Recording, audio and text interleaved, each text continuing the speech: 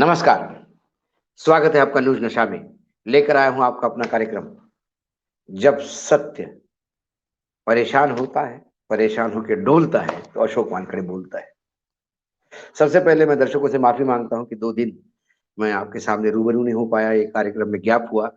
वैसा मेरा प्रयास रहता है कि मैं बिना ना गाए कार्यक्रम करूँ, लेकिन मैं ऐसी जगह चला गया था जहाँ नेट कनेक्टिविटी नहीं थी। डिजिटल इंडिया की बातें तो बहुत हो जाती है, लेकिन कई बार मैं खुद उसका भुक्तभोगी उदाहरण आपके सामने हूँ। अथाह प्रयास करने के बाद भी लिंक नहीं मिल रही थी, तो इसलिए मुझे 2 दिन के बाद आज फिर आपके सामने रूबरू होना पड़ा। मैं आज शाम को जैसे दिल्ली आया, मैंने सोचा मैं आपके बीच में आ जाऊँ। इन 2 दिन में बहुत सारी चीज़ें हुई, लेकिन सबसे बड़ी बात जो मुझे लगी कि सामान्य आदमी जिसका न्यायपालिका में अटूट विश्वास होता है, बीच-बीच में वो विश्वास डगमगाने लगता है, क्योंकि जब हमारे न्यायाधीश राज्यपाल या राज्यसभा के पदों पे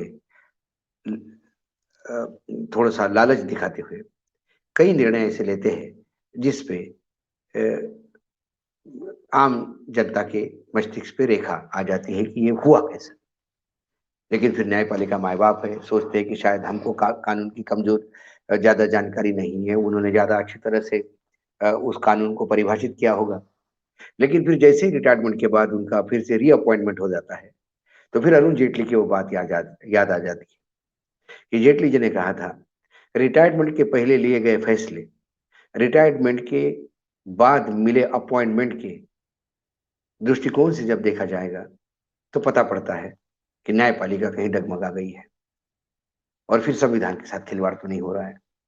ऐसे तमाम सवाल उसी सज्जन ने उठाए थे, जो भारतीय जनता पार्टी में बहुत बड़े पद पे थे, जनरल सेक्रेटरी थे, चाणक्य कहलाते थे एक ज़माने में भारतीय जनता पार्टी के और सर्वोच्च न्यायालय के बहुत बड़े वकील थे, विधि मंत्री भी रह चुके हैं।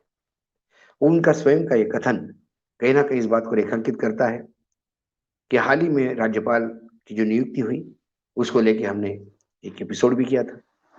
लेकिन आज की जो बात मैं कर रहा हूँ, ये हुई अडानी हिंडनबर्ग की रिपोर्ट के बाद, जो देश में घमासान हुआ, उसको लेके कई टाइप की रिट पिटीशन सर्वोच्च न्यायालय पे लगी। एक रिट पिटीशन तो ये लगी थी कि भाई हिंडनबर्ग को ही उसके खिलाफ एफआईआर दर्ज किया जाए, उसके वजह से बहुत सारा निवेशों का नुकसान हुआ। कुछ लोगों ने कहा कि हिंडनबर्ग की रिपोर्ट में जो आरोप है, उसकी पूरी तहकीकात करने के लिए आपको कोई कमेटी बनानी चाहिए, एसआईटी बनानी चाहिए। कुछ लोग, बहुत सारी चीज़ें हो रही थी। ये सारी रिट पिटीशन क्लब करते हुए सर्वोच्च न्यायालय ने जब इसकी हियरिंग शुरू की, तो केंद्र सरकार की तरफ से सर्वोच्च न्यायालय को एक बंद लिफाफे में कुछ नाम दिए गए और ये कहा गया कि ये जो नाम है, इन नामों के बीच में से नाम सिलेक्ट करके सर्वोच्च न्यायालय एक कमेटी बनाए, जो कमेटी ये देखेगी कि हमारा स्टॉक मार्केट में जो रेगुलेटरी प्रोसेस है, वो ठीक है या उसमें कुछ गड़बड़ी है। तो सर्वोच्च न्यायालय ने कहा कि जब वो बंद लिफाफे में नाम आए, तो उन्होंने कहा कि इसमें ट्रांसपेरेंसी कहाँ की है? आप एक पक्ष है, ये नाम बंद लिफाफे में आप हमको दे रहे हैं, जो आपके विपक्ष के लोग हैं, उनको तो ये पता भी नहीं है और फिर आप नाम दे कैसे सकते हैं? क्योंकि आरोप तो आप पे भी है। तो फिर ये सर्वोच्च न्यायालय ने तय किया, उस लिफाफों की रद्दी के टोकरे में डालते हुए, कि सर्वोच्च न्यायालय स्वयं नाम तय करेगी, एक कमिटी अपॉइंट करेगी और वो कमिटी इस बात को देखेगी कि स्टॉक मार्केट में जो रेगुलेटरी का जो मैकेनिज्म है, वो ठीक है कि उसमें लूप होल्स है। क्योंकि हिंडनबर्ग रिपोर्ट में वो जो आरोप लगे थे, उसमें ये भी था कि 85% शेयर प्राइसेस बड़े करके बताए गए हैं और ये आर्टिफिशियल इन्फ्लेशन है। ऐसे कई आरोप है। उस आरोपों को देखते हुए अब एक कमिटी बनने जा रही है, जो सर्वोच्च न्यायालय तय करेगी। लेकिन कमिटी का स्कोप अडानी का बाकी साम्राज्य के बारे में नहीं है। कमिटी सिर्फ इस बात को देखेगी कि स्टॉक मार्केट जो हमारा रेगुलेटरी अथॉरिटी है, उस अथॉरिटी के मैकेनिज्म में ऐसे कोई लूप होल तो नहीं जिसकी वजह से कारपोरेट सेक्टर की इन कंपनियों में ऐसा फायदा होता है। यदि वो लूप होल्स होंगे तो फिर उस लूप होल्स को उजागर किया जाएगा, उसे कैसा बंद किया जाएगा, इसके बारे में नए प्रावधान बनेंगे। लेकिन यदि लूप होल्स मिलते हैं तो इसका मतलब अडानी जी के ऊपर जो आरोप है वो कहीं ना कहीं सच्चाई की ओर इंगित होते हैं। मतलब हिंडनबर्ग की रिपोर्ट जो झुटलाती गई है, लोग जो झुटला झुटला रहे हैं, जो सरकार झुटला रही है या बीजेपी झुटला रही है, ये तमाम बातें जो है वो वहां पे रेखांकित होगी। सरकार इससे भी डरी हुई है कि यदि ये कमेटी जरूरी नहीं कि सरकार के पक्ष में ही निर्णय दे या ये कहे कि स्टॉक मार्केट में सब चंगा सी, कोई गलत नहीं है, लेकिन हिंडनबर्ग की पूरी रिपोर्ट में मैं बार बार कह रहा हूं, मुझे उस बात की चिंता नहीं कि स्टॉक मार्केट में मैनिपुलेशन होता है। तेजड़िया मंदड़िया मंदड़िया चलते हैं, तेजी खेलने वाले चलते हैं, बुल बियर जिसको हम कहते हैं अंग्रेजी में, उनका खेल बनता रहता है। क्योंकि व्यापार है, व्यापार में कोई तेजी का सोचेगा, कोई मंदी का सोचेगा, ये तो खेल चलता रहेगा। लोग बैलेंस शीट आगे पीछे करके खेल करते रहेंगे, अखबारों में चैनलों में खबरें प्लांट करके शेयर मार्केट को जर्क करने का प्रयास करेंगे। ये तमाम हथकंडे पूरे विश्व के शेयर मार्केट में कहीं ना कहीं होते रहते हैं।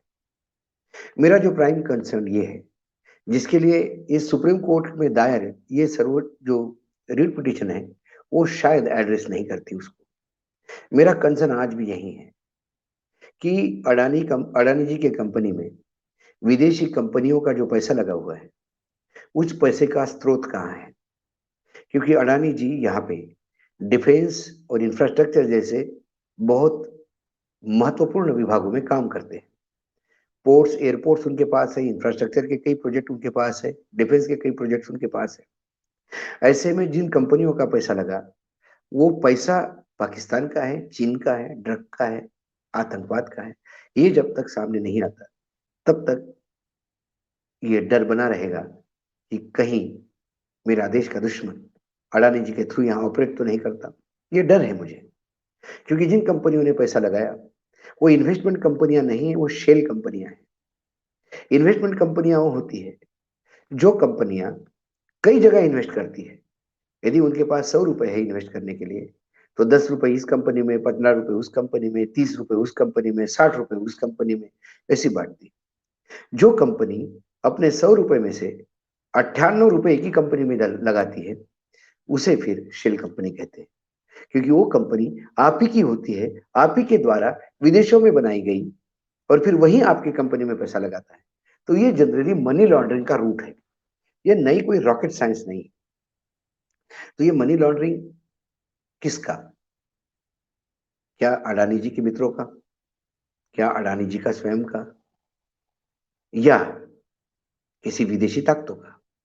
सवाल यह है। इसके जवाब में लगातार विरोधी भी सरकार के कटघरे में खड़ा कर रहे हैं, और हमारे जैसे पोर्टल्स भी लगातार ये सवाल पूछ रहे हैं।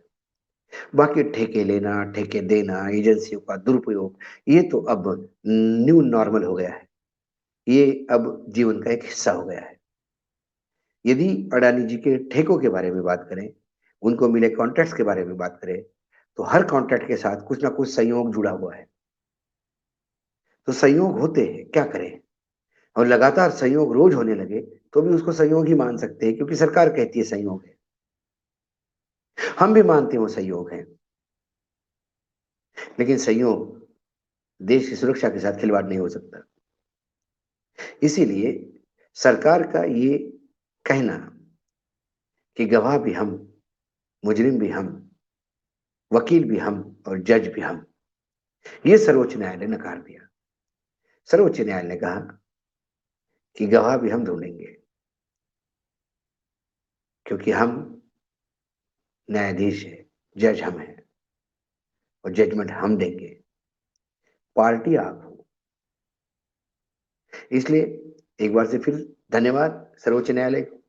इस देश के आम आदमी का विश्वास फिर से एक बार आपने न्यायपालिका में पक्का किया। क्योंकि बीच बीच में जब राज्यपाल और राज्यसभा जैसे पदों की रेवड़ियां बढ़ती है, तो कहीं ना कहीं आम आदमी का विश्वास डगमगाता है। लेकिन कभी कभी ऐसे वक्तव्य जब सर्वोच्च न्यायालय ऐसे डिसीजन लेती है तो फिर लगता है कि चलो ठीक है, भले बुरे लोग सभी जगह होते हैं, न्यायपालिका हम में से ही निकली हुई है, तो उसमें भी हो सकता है। लेकिन कुल मिलाकर न्यायपालिका में आज भी ईमानदारी बची है। इसलिए सामान्य आदमी आज भी न्यायपालिका पे विश्वास ही रखता है और उसको देवता भी मानता है। आज इतना ही, फिर आऊंगा कल किसी विषय के साथ। तब तक के लिए नमस्कार। देखते रहिएगा न्यूज नेशन। आप हमसे जुड़े रहने के लिए सब्सक्राइब करें YouTube पर, फॉलो करें ट्विटर पर और लाइक करें Facebook पर।